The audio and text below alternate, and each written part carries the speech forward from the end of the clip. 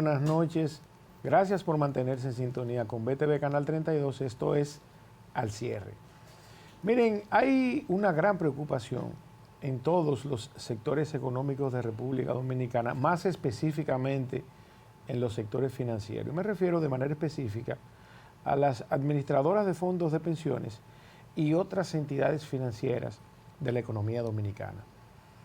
Todo esto, puesto que definitivamente leyes tan importantes, consignadas también en la Constitución de la República Dominicana, como pueden ser el Código Monetario y Financiero, que data del año 2001, al igual que la Ley de Seguridad Social, que también data del año 2001, pues lamentablemente al parecer no van a entrar en este proceso de discusión y reformas que tanto necesita la República Dominicana al respecto, no solamente de la parte política, que es lo que más se ha anunciado, al tiempo de la necesidad de una reforma de carácter fiscal que sea tendente no a crear nuevos impuestos, sino a que se revisen las políticas fiscales de gobierno y que éstas trasciendan a los gobiernos de turno. Es decir, que tengamos la seguridad, los contribuyentes, los ciudadanos de nuestro país,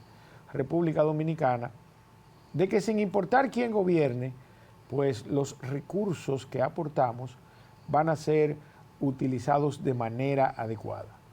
Y en ese orden, pues resulta que el Estado Dominicano, que según el artículo 106 de la Ley 8701 establece que es el Estado Dominicano garante de los fondos de pensiones, pues resulta sumamente contrastante ver un Estado literalmente en quiebra por la mala utilización de los recursos públicos y además la mala administración del patrimonio público, que sea el mismo Estado el garante, ¿verdad? Y además acreedor, o sea, deudor del 72% del ahorro nacional, que es lo que representan los fondos de pensiones. Es decir, el dinero que cada uno de los ciudadanos que elabora de manera formal, increíblemente, el 44% de los ciudadanos en edad hábil para trabajar, ¿verdad? Son quienes han producido esos ahorros y que resulta ser entonces el Estado Dominicano garante de esos fondos y al mismo tiempo entonces el deudor en más de un 72%.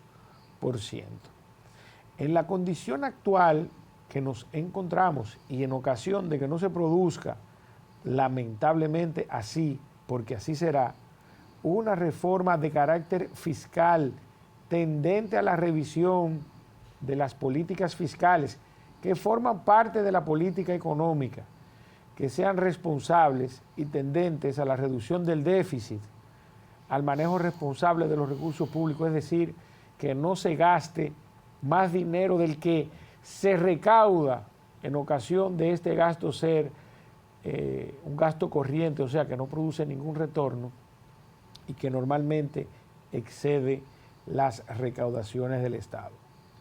Definitivamente, sumamente contrastante. Y la pregunta que me hago y que debe hacerse cada ciudadano, ¿por dónde va a romper esa cadena? Si se va a romper por el eslabón más fuerte o por el más débil. Que en este caso ese eslabón más débil resulta ser el contribuyente, el que paga sus impuestos. Pues pasa que quienes más pagamos impuestos en nuestro sistema económico somos esa gran franja de la clase media, media baja, media y media alta, quienes más pagamos cuando consumimos y cuando dejamos de recibir los servicios al cual está obligado el Estado Dominicano a proveernos como clase media y como contribuyente. Por otro lado, entonces, la mala utilización de los recursos públicos nos ha llevado al punto en el que pagamos de manera directa, porque de manera indirecta estamos también asumiendo los intereses que genera el déficit cuasi fiscal del Banco Central, alrededor de un 26%, más un 10-11% del Banco Central, que mes tras mes se compensa con dinero inorgánico que también genera intereses. Definitivamente, ver esta situación y darnos cuenta que hay muchas probabilidades, altas probabilidades, de que quienes resulten lesionados nuevamente seamos nosotros, pues nos llama a una gran preocupación. Que además los fondos de pensiones no tengan la oportunidad de invertir esos recursos, ese ahorro nacional, en fuentes que generen divisas y además mayores beneficios para nosotros, los contribuyentes, los dueños de esos recursos, pues resulta sumamente contrastante. Pues el fin ulterior de la creación de los sistemas de fondos de pensiones es generar riqueza. Y lamentablemente los estados pueden promover la generación de riqueza, pero no generan riqueza en sí mismos. Y este gobierno, lamentablemente, al igual que muchos otros, a partir de la creación de la ley de seguridad social y el sistema de fondos de pensiones en República Dominicana, no han generado ningún beneficio, sino todo lo contrario. Han utilizado estos recursos para financiar, ¿verdad?, sus periodos gubernamentales sin necesariamente pensar que estos recursos en algún momento van a tener que ser resarcidos a cada uno de los dominicanos. Ya quienes en alguna medida hacemos proyecciones económicas del costo que va a tener asumir en un 20, un 25% las posibles pensiones que se lleven a cabo en los próximos 10 años, oigan bien, porque la ley de seguridad social ya va a cumplir en una gran mayoría de los casos la mayoría de edad para que muchos ciudadanos, después de haber cumplido las 360 cuotas, pues van a empezar a beneficiarse de dichas pensiones y que la misma además entonces resulten sumamente cuestionables al respecto de asumir el costo de la canasta básica familiar, que en República Dominicana en este preciso momento tiene una diferencia de alrededor de 17,000 pesos dominicanos. Es decir, que más de un 60% de los dominicanos está en la franja de los 25,000 pesos como salario y el costo de la canasta básica familiar está en 43,000 pesos. Una diferencia que mes tras mes tiene que buscar para solventar sus necesidades básicas. En la inmensa mayoría de los casos, realizando actividades extracurriculares o buscándosela con el machete en la boca, como decimos en buen dominicano. Que el gobierno sea el garante del 100% de los recursos existentes en los fondos de pensiones es sumamente preocupante cuando es el mismo Estado dominicano el deudor del 72% de estos mismos fondos. En una situación extrema, hay muy altas probabilidades de que sea el mismo gobierno quien indique que no puede pagar los intereses que puedan generar estos fondos de pensiones o acudir al viejo sistema de imprimir la máquina de billetes para solventar esos compromisos, haciendo más crítica la situación inflacionaria de República Dominicana.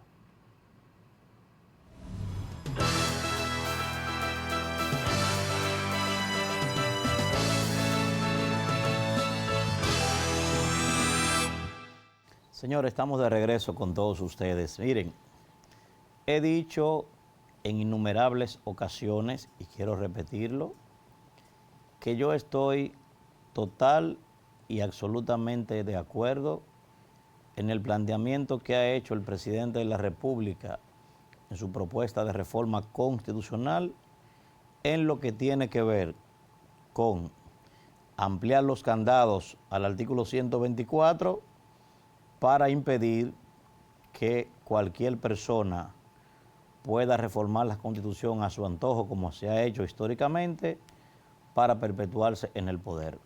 Reitero, yo soy partidario aunque respeto a quienes piensan diferente a mí, pero yo soy partidario de que ningún ser humano, llámese como se llame, pueda ocupar la presidencia de la República por más allá de 8 años en República Dominicana.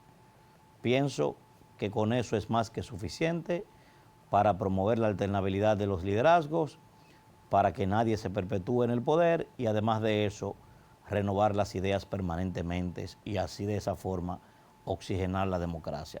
En eso creo. Segundo elemento, estoy convencido también y apoyo plenamente la reducción de los diputados en República Dominicana. He dicho inclusive que soy partidario de un Congreso unicameral, donde no tengamos más allá de 100 diputados en el país. Pienso que con eso es más que suficiente. Esto es una república unitaria y además esto es un país que es bastante pequeño, quiero decirlo. Y también estoy total y absolutamente de acuerdo con excluir a la figura del Procurador General de la República del Consejo Nacional de la Magistratura. Pienso que nunca debió estar y además he propuesto que se sustituya al Procurador General de la República por la figura del Defensor del Pueblo. Eso por ese lado. Ahora bien, asimismo yo quiero dejar claro y puesto de manifiesto las cosas de las que yo estoy total y absolutamente en contra de esas propuestas que ha hecho el presidente. Primero, el argumento que se ha esgrimido para esto es que se busca generar espacios de independencia y de fortalecimiento para el Ministerio Público. Sin embargo, con lo que se está proponiendo de manera taxativa en el documento, yo pienso que lo que se va a conseguir es todo lo contrario. Además, el primer elemento con el que estoy en contra es que creo que se está haciendo un ejercicio, digamos, que es muy cortoplacista, no se está proyectando en el tiempo, porque si bien es cierto que el presidente de la República tiene todas las intenciones y es un proyecto que lo ha estado esgrimiendo desde su campaña en el año 2016, no menos cierto es que él no va a ser presidente toda la vida. Entonces estamos partiendo de que probablemente ese sistema se va a quedar así, per secula seculorum, y eso no es verdad que va a pasar. Mañana nadie podrá impedir que un presidente de la República haga lo que quiera con eso, como sucede en la actualidad. Por eso llamo a ese proceso un gatopardismo. Eso es proponer cambiar todo para que al final todo quede igual. Eso es lo que va a pasar en la práctica respecto a ese caso. Primer punto. En un país que tiene un sistema presidencialista, señores, no hay absolutamente nadie que se atreva a colocar sus intereses ni que pueda hacerlo en la práctica por encima de los intereses de un presidente de la República en un organismo colegiado. Eso es un sueño. Pensar eso es un sofisma, porque en los sistemas presidencialistas no hay nadie que se parezca más a Dios en la tierra que un presidente de la República. Eso es lo primero. Entonces, yo estoy total y absolutamente en contra de que se pretenda vender la idea de que estamos fortaleciendo el Ministerio Público, pasando de una designación directa de un presidente de la República a una propuesta del mismo presidente para llevarlo al Consejo Nacional de la Magistratura, donde por demás es el mismo presidente quien tiene mayoría allí. Eso es un cuento chino, que yo no me lo voy a tragar. Es lo primero. Segundo elemento.